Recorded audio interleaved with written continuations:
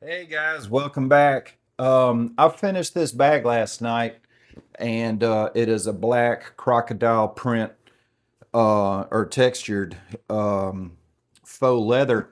But one thing I really struggled with was these straps, making these straps so that they lay flat and they'll twist. And if you've ever worked with faux leather, you know what I'm talking about. But I'm going to show you how I did it, and maybe it'll help you out. So stick around.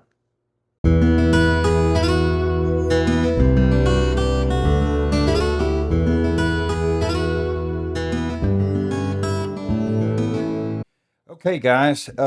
So last night I finished up this bag. It turned out pretty nice. I like the boxed corners. Everything turned out wonderful. This is a faux crocodile textured. It's not just printed on here, it's actually textured. And I have a top zipper, and there's an internal um, zipper pocket on the inside. And I've worked with faux leather before. Um, Here's another one I did, or I'm still working on. This is like a snake print, um, textured. I made this little dop kit out of this basket weave faux leather. Um, and I've never worked with this specific material. It was pretty thick. So the problem I was having when I was making my straps, look at that. Oh my God. Uh, that's horrible. And the method that I was trying to do was when you fold it over and then you fold it over again, stitch down one side, stitch down the other. This thing twisted up bad. So then I tried a different material. This is that snake skin from that one, and it twisted up as well. But at least I hadn't sewn it on yet, so I can still cut this off, get my D-rings off. So then I did this. And look at how flat that is. That turned out really super nice. And I'm not saying that this is the only method I do. I'm not saying that this is the only method that there is. And if you have a method that you use, please leave a comment. Let us know how you overcome the twisties. And maybe we can all learn from each other, which is what YouTube's all about. But I'm going to show you a quick tutorial about how to make a flat strap using faux leather. Okay, so what I've done is I got two pieces here. This one's 2 inches wide and this one's 3 inches wide.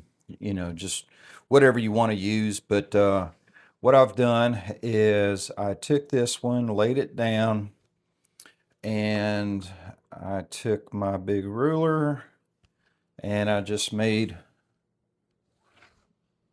a center line. All right, then I took some of this double-sided tape from Maker's Leather Supply.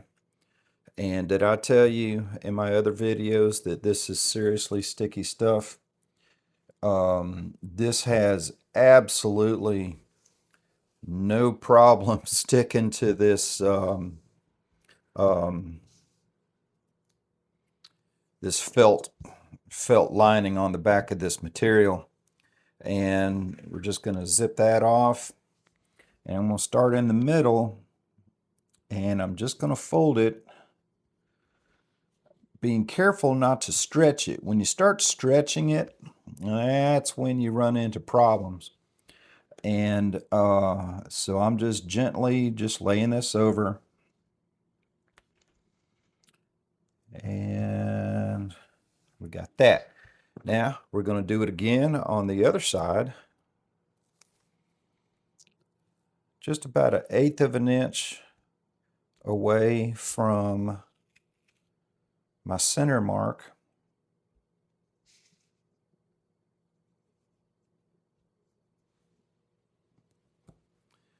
stuff tears so easily. It's nice to work with. And again, I'm going to just pull this tape off. My little work surface here, oh my God, it's demolished. Oh, this is the fabric that I used for the lining of that bag. That's real pretty. But so I've got that, and then I'm going to take this piece and I'm going to fold it right so that these two pieces match, because I don't want any kind of a gap to show. I'm just going to butt these two together. And again, I'm being careful not to stretch this while I pull this over and tape it down.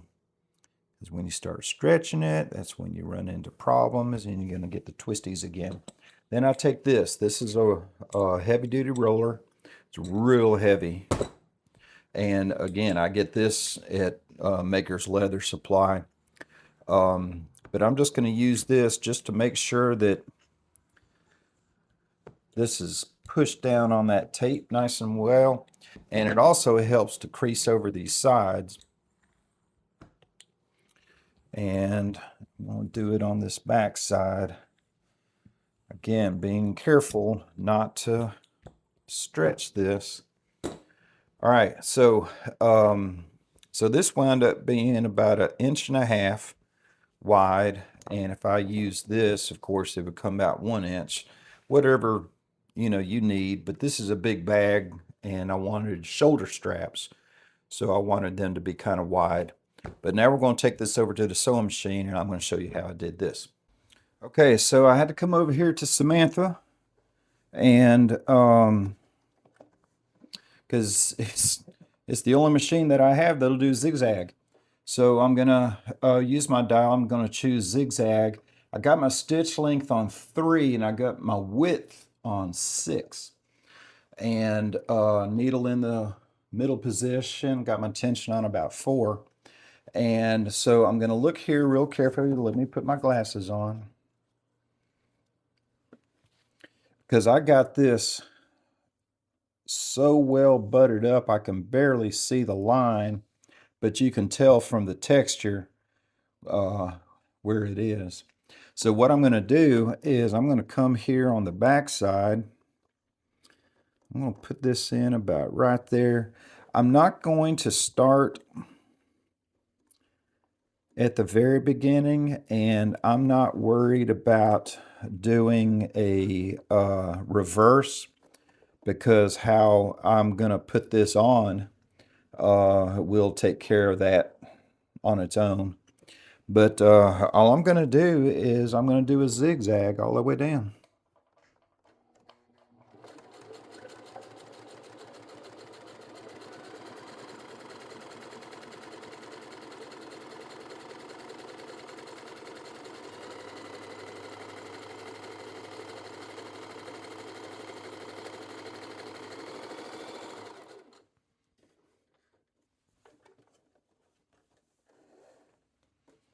Now, I've got this nice zigzag closing up the back like they're sutures from a taxidermist.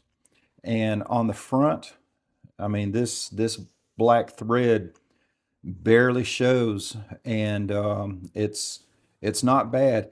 If I were to go back and try to do a little seam along this side, you see how this art is already squishes down just using my thumb?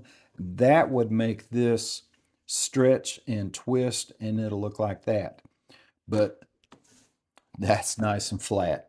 Okay, so I'm going to try to get a good close-up on this. I really had to turn my exposure up to show you this, but anyway, that's what you get right there. And you can see that it's just a zigzag, and you can see where the